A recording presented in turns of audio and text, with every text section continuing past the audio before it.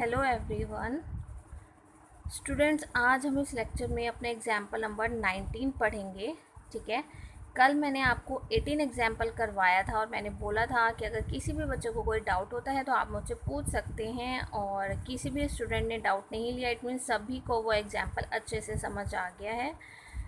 हम आज नेक्स्ट करते हैं एग्जाम्पल नंबर 19। देखो, ये बहुत इंटरेस्टिंग एग्जाम्पल है और इसे हम अपने डेली रूटीन में भी लिंक कर सकते हैं, तो ये आपको थोड़ा सा इंटरेस्टिंग लगेगा और इसको करने में मज़ा आएगा। देखो, 19 एग्जाम्पल में वो बेसिकली हमें क्या कह रहा है कि find the most likely price in Mumbai corresponding to the price of ₹70 at Kolkata. वो कह रहे हैं कि हमें क्या करना है। हमने मान लीजिए 2 सिटीज़ ले रखी हैं। ठीक है। एक तो मैंने क्या ली हुई है, मुंबई, एक मैंने ली हुई है कोलकाता। ठीक है। मैंने ये 2 सिटीज़ ले ली हैं।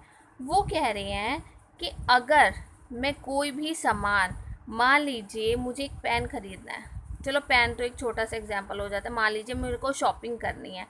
ठीक है। तो मुंबई से मैं शॉपिंग करना चाहती हूँ। मान लीजिए मेरे को अपने लिए एक जीन्स और एक अपने लिए टॉप परचेज़ करना है। ठीक है।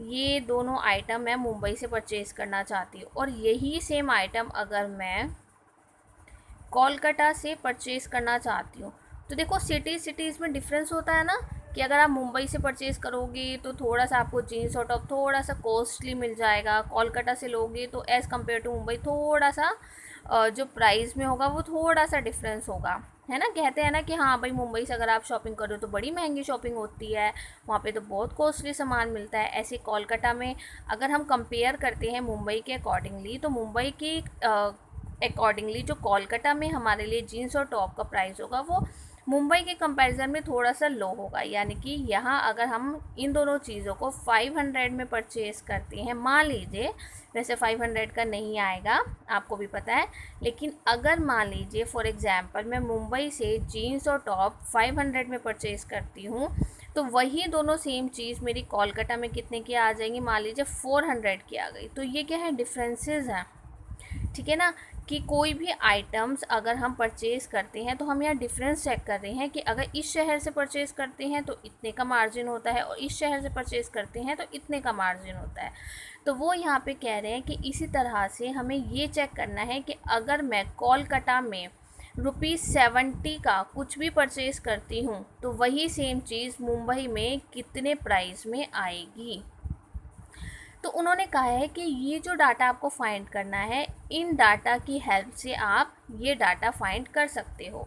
तो देखो, उसने बोला है कि जो एवरेज प्राइस है कोलकाता का वो है 65, और मुंबई का एवरेज प्राइस कितना है, 67। देखो फ़र्क है ना, ₹2 का फ़र्क है कि अगर आप कोलकाता से कुछ भी परचेज़ करते हो तो उसका एवरेज प्राइस हमारा 65 निकलता है और मुंबई का 67।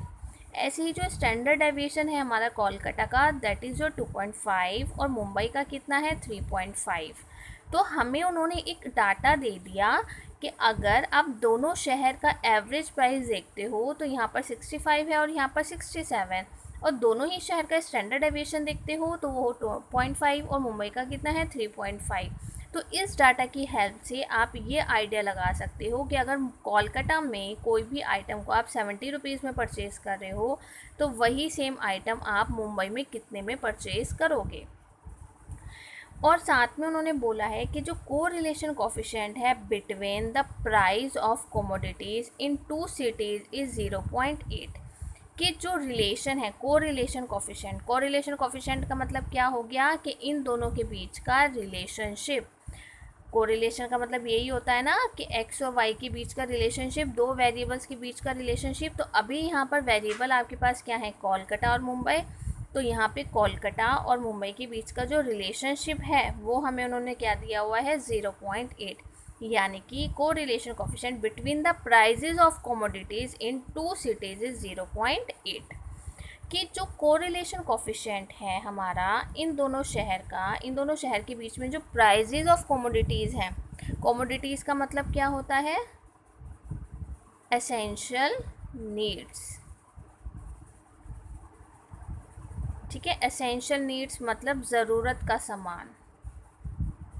और ज़रूरत के सामान क्या होते हैं, जैसे मान लीजिए आप परचेज़ करने जाते हैं राइस, वीट, दाल, ठीक है ना, ये हमारे लिए एसेंशियल नीड्स है, ये ज़रूरत है ही है, क्योंकि आप देखो इनके बिना तो नहीं रह सकते ना, चावल, आटा, दाल, ये सब कुछ चीज़ें तो हमें परचेज़ करनी ही है।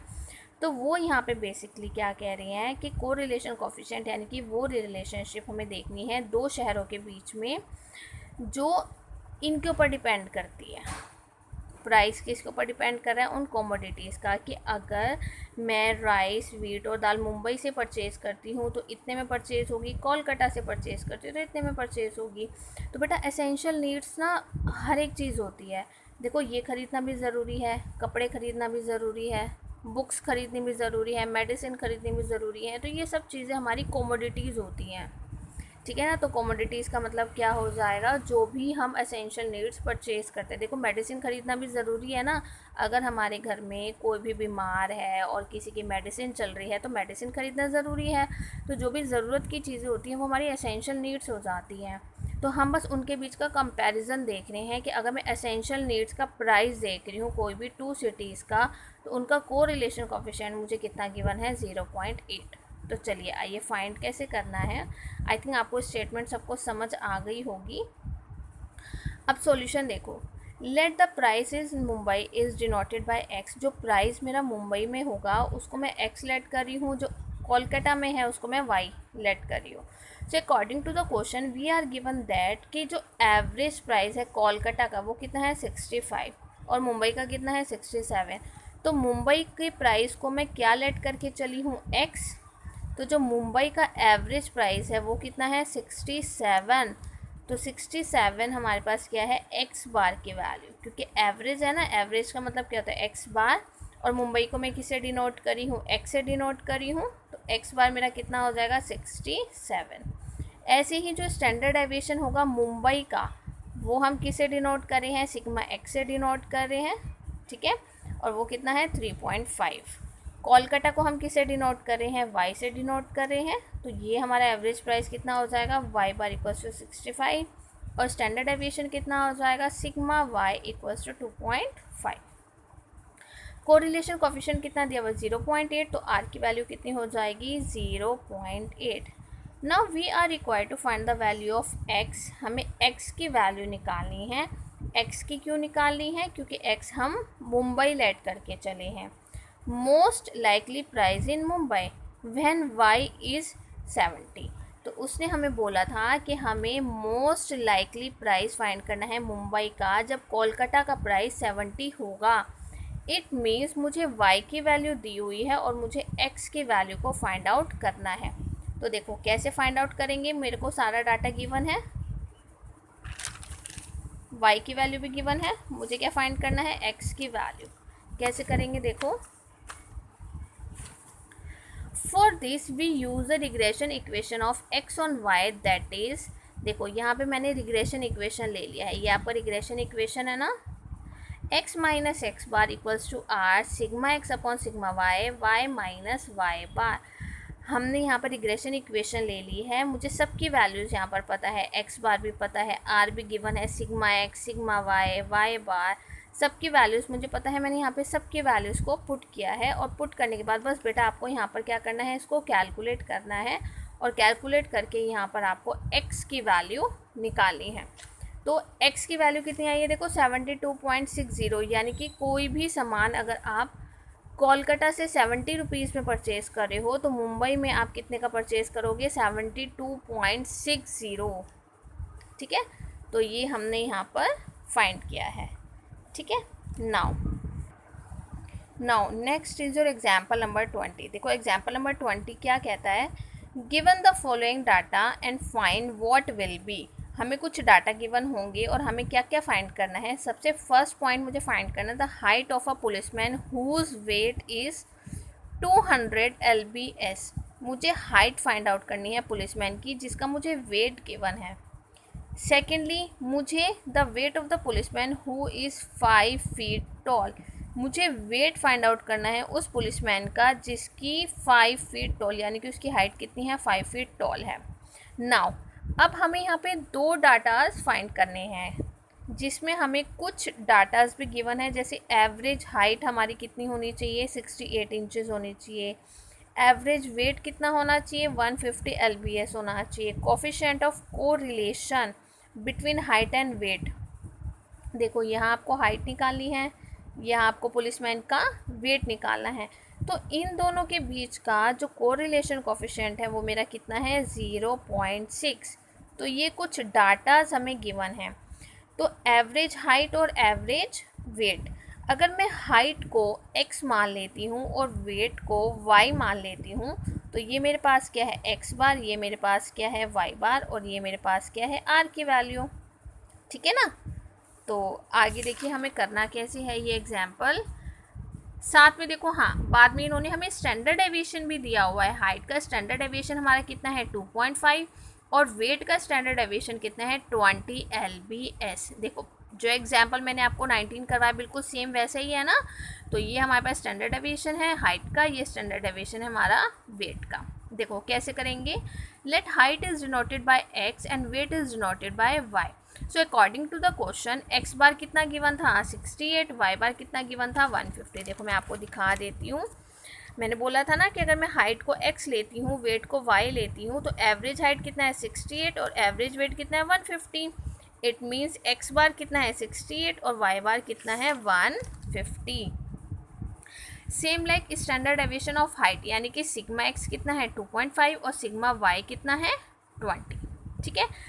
आर भी हमें गिवन था 0.6। हमें सारा का सारा डाटा गिवन है। सारा डाटा गिवन होने के बाद बस अब आपको 1 बाय 1 क्या करना है, आपको सबसे पहले हाइट निकालनी है, देन वेट निकालना है। तो हमें इस क्वेश्चन के दो पार्ट करने हैं, first part and second part. जब आप फर्स्ट पार्ट करोगे तब आपको हाइट निकालनी है और वेट गिवन है। इट मीन्स जब मैं फर्स्ट पार्ट करूँगी तो मुझे x निकालना है और y मुझे गिवन है। y आपको देखो क्या गिवन है, 200 LBS, यानी कि 200 LBS मुझे गिवन है और आपको x निकालना है। अगेन कैसे करोगे, जैसे हमने एग्जाम्पल नंबर 19 किया है, ये बेटा आपको ही खुद एग्जाम्पल करना है। यही सेम फॉर्मूला आपको अप्लाई करना है और इस सेम फॉर्मूले में आपने क्या करना है, x की वैल्यू निकालनी है, y आपको गिवन है। तो ये सारा डाटा आपको पुट करना है, ये भी पुट करना है और आपको x की वैल्यू मिल जाएगी। सेकेंड पार्ट में हमें क्या करना है, हमें y फाइंड करना है और x की वैल्यू मुझे गिवन है। देखो x की वैल्यू देखो यहाँ पे कितनी है, 5 फीट टॉल। तो x की वैल्यू कितनी है 5 और आपको y की वैल्यू निकालनी है। तो आपको सेम यही आपको ऐसे ही करना है जैसे आपने अभी 19 एग्जाम्पल में रिग्रेशन इक्वेशन को यूज़ करके x की वैल्यू निकाली थी, ऐसे ही आपको दोनों पार्ट में करना है, एक बार फर्स्ट पार्ट में और एक बार सेकेंड पार्ट में। ठीक है। फिर भी अगर आपको इसमें डाउट आता है देन यू कैन आस्क। तो आप लोग एक बार ये वाला एग्जाम्पल ट्राई करेंगे और फिर मुझसे पूछेंगे। चलिए नेक्स्ट आपका टॉपिक है method of fitting regression lines from a bivariate data. हमें क्या मेथड पढ़ना है कि जो रिग्रेशन लाइन है उसमें हमें फिट करना है। ठीक है। तो हमें क्या करना है, बायवेरिएट डाटा हमें गिवन होगा और उसके अकॉर्डिंगली हमने वो मेथड पढ़ना है जो हमारा फिट हो जाए रिग्रेशन लाइंस में। देखो कैसे करेंगे, the regression line of y on x is given by, मैंने एक रिग्रेशन लाइन ले ली, कौन सी वाली, y ऑन x के लिए। y ऑन x के लिए हमारे पास रिग्रेशन लाइन ये वाली थी ना, y minus Y bar equals to r sigma y upon sigma x, x minus x बार।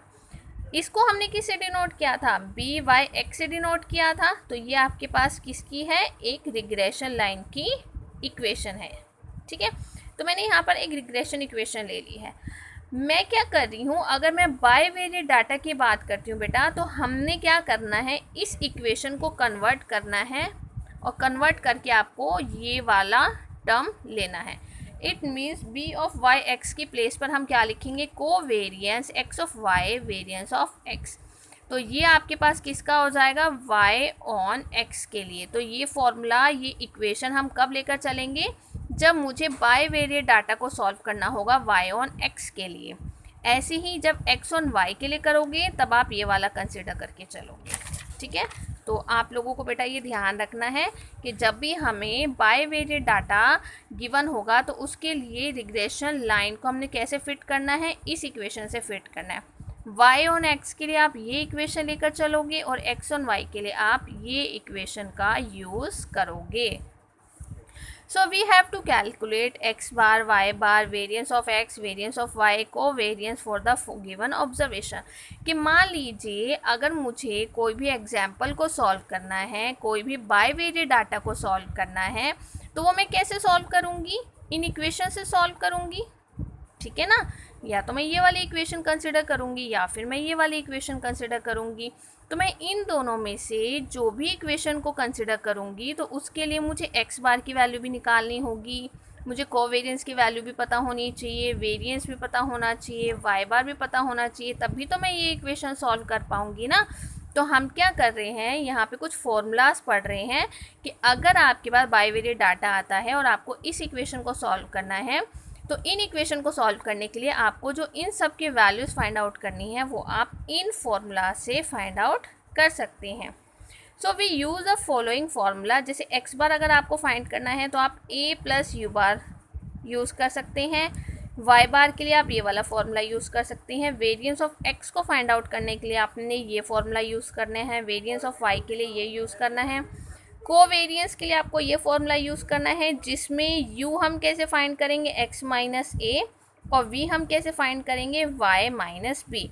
तो बेटा ये आपके कुछ फॉर्मूलाज हैं, ठीक है, ये डायरेक्ट आपके फॉर्मूलाज हैं, ये आपको लर्न करने हैं और इनकी हेल्प से हम इन सब की वैल्यूज़ को फाइंड आउट करेंगे और इनके वैल्यूज़ को फाइंड आउट करके हम इन फॉर्मूलाज में पुट करेंगे और पुट करके हमें हमारी रिक्वायर्ड कंडीशन मिल जाएगी। तो जब भी हमें बाईवेरिएट डाटा सॉल्व करना होगा तो आपको ये इक्वेशन सॉल्व करनी होगी और इस इक्वेशन को सॉल्व करने के लिए आपको इन सब की वैल्यूज़ कौन से फॉर्मूला से निकालनी है बेटा, इन सारे फॉर्मूला से फाइंड आउट करनी है, ठीक है। तो आज आपका बस इतना ही वर्क है, आपको यहाँ तक अपने एक तो पिछली एग्जाम्पल, ये जो एग्जाम्पल आपका होमवर्क दिया है ये कंप्लीट करना है, ये आपको लर्न करने हैं सारे फॉर्मूलाज। ये पूरी जो मैंने आपको डेरिवेशन कराई है, छोटी सी डेरिवेशन है, ठीक है, आपको ये करनी है। कहीं पर भी कोई डाउट आता है then you can ask and please write your name and roll number on the comment box. तो यहाँ तक आज आप रिवाइज़ कीजिए और मुझे आप सबका वर्क आज चाहिए बिफोर 9 PM, ठीक है, एंड थैंक यू।